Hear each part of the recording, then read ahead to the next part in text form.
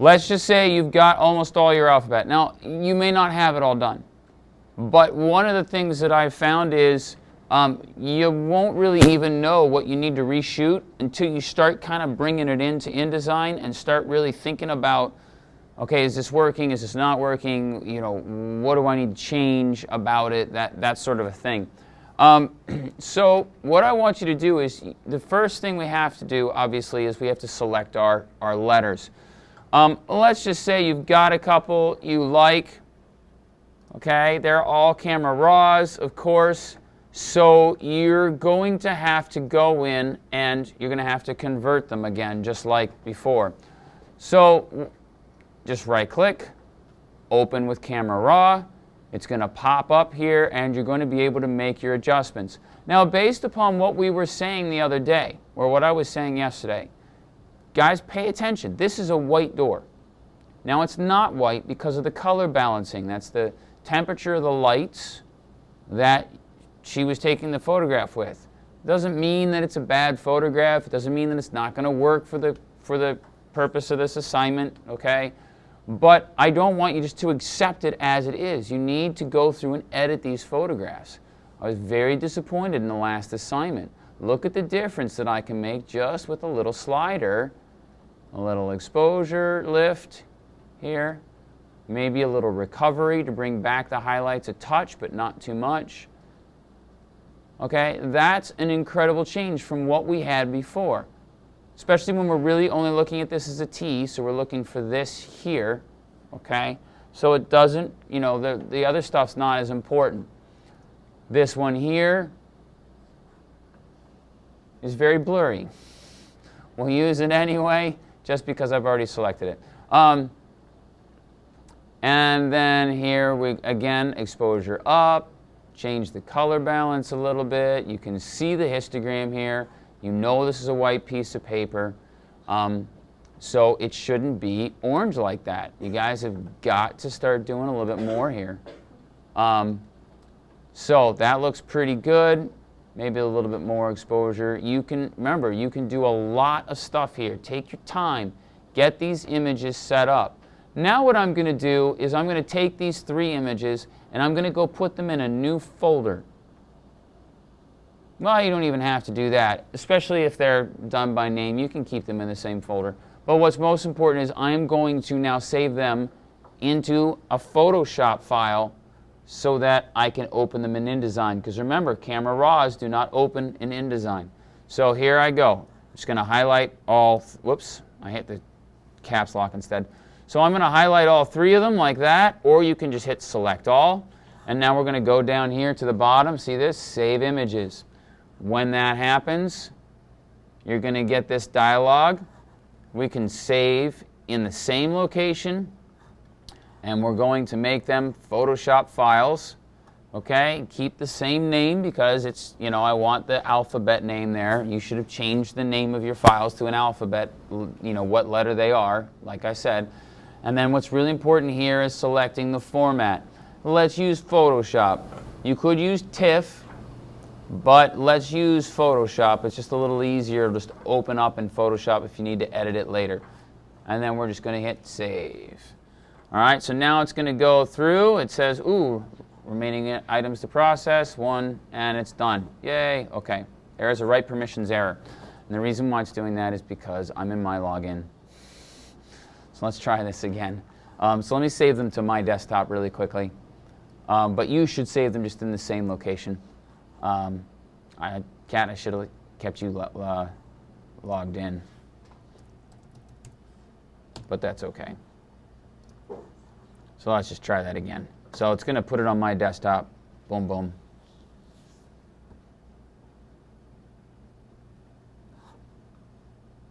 And there we go, all done. So I can hit done, get rid of this, yeah, whatever.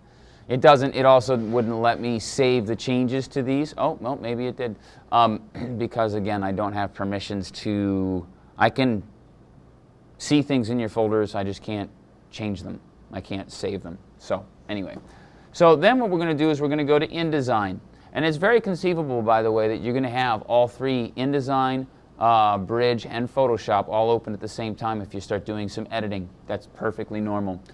For these name files, or for these alphabets, we're going to go New Document, just like we do before. And then what we're going to set this to is we're going to set it to a tabloid, just like we did before in our previous assignments, which is an 11 by 17. Now, careful consideration. Most of you, 99% of you, are going to want to set this to landscape. This was another major problem that I saw with the previous assignment, is you guys were setting it to portrait, and then you put 2 little photos in there, and you had all the space at the bottom of the top. When if you had made it go sideways, landscape mode, you would have had a lot more room to design. And your projects looked horrible on the page that they were on because you gave no consideration to which orientation the paper should be. So think about that. That's also something that you can change later. So don't freak out about the decision either. Try it. If it doesn't work, we can rotate the page later. That's not a problem. Okay? So now we're just going to click OK. And now we've got our document. And what I recommend doing is I recommend starting out by making some boxes for the name and just kind of seeing how it's going to fit. So what I will do is I'll just make a box here and just say, I like that size, okay? And then I'm going to go back to the black selection tool right here. And what I'm going to do is I'm just going to drag with the Option key held down. And see how they kind of snap together like that? It kind of gives you those little lines. Okay, that's going to help you out a lot. So let's just say I've only got, now I'm going to do my name here. I've only got 5 letters in my name, so I'll do 5 boxes. The other thing is, notice as you're starting to move them, see these double arrows that are right here? Watch these double arrows appear here and here. What that's telling me is that they're evenly spaced now. That's very handy. I think I showed you that before, but it's a very handy thing. So when I do this, see, now I know this is evenly spaced as this. And if this one is equal to this one, and I know that one is equal to that one, I know that now they're all evenly spaced, right? A plus B equals C. And lastly, so we'll do this last one. Now what I like to do is I'm going to take them, and I'll highlight all 5 of them, and then I'm going to go, and look, they snap to center. So I'll just grab the whole group, snap to center. Now that looks pretty good. And now I can start bringing letters in. But first, I'm also going to take this, and let's say my last name is also 5 letters. So I'm going to highlight them all, Option key, and drag. And then I've got that right there. Now I've got it start. Now, if, however, let's say my name is even longer, what I'm seeing here is, let's say my last name is 9 letters long. Well, now I've got a problem, don't I? Okay? Because I'm not going to be able to fit 9 boxes here. Whoops. I can try. Option click. Whoops. Option drag, I meant. There we go. Now that's 2 more. Notice it doesn't allow me to, oh, you stinker. It doesn't show me the, doesn't help me snap to anymore if it's off the page. I didn't know it did that. There we go, okay. So now, here's 9 letters for my last name. So now I've got a major problem, don't I, as far as getting that last name fitted on the page. Now you might just say, okay, Mr. Weisbrod, no, you really don't have a problem. Just make them smaller. Okay, I can do that. But then the problem comes in. Do I want my first name to be bigger than my last?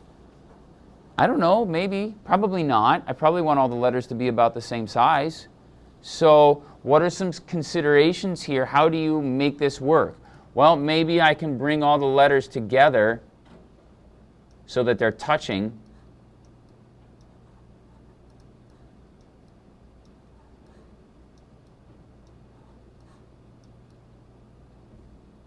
You know, before, and maybe that'll give me enough space. Unfortunately enough, not so much here. So now I've got to really consider what I want to do with these letters, because it's just not going to work. If I'm going to make these boxes smaller, you can actually highlight them all and go to, or actually just grab the corner here. See how I'm grabbing the corner? And you can just shrink them all down. Hold the Option key down and you shrink them from the center.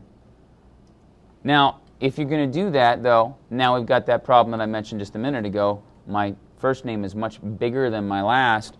What I probably want to do is then delete this and then move the boxes up. The point of all this being, because I don't want to go too long in it, I need to kind of get familiar with how many letters I need, how they're going to sit down on the page, and I find it much easier to do that before I put the letters in. Does everybody kind of understand that point? Okay? Make the boxes, get them all set up. Now, I'm also not going to tell you that you have to make all the boxes the same size. I'm not going to say that at all.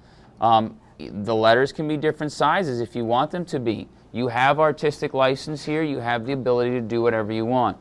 So now what I'm going to do is, if you remember this procedure right, I'm going to click on a box and let's bring in a letter. And then so I'm going to go File and Place, and it's going to ask me where the letters are. I'm going to go into that alphabet. There it is.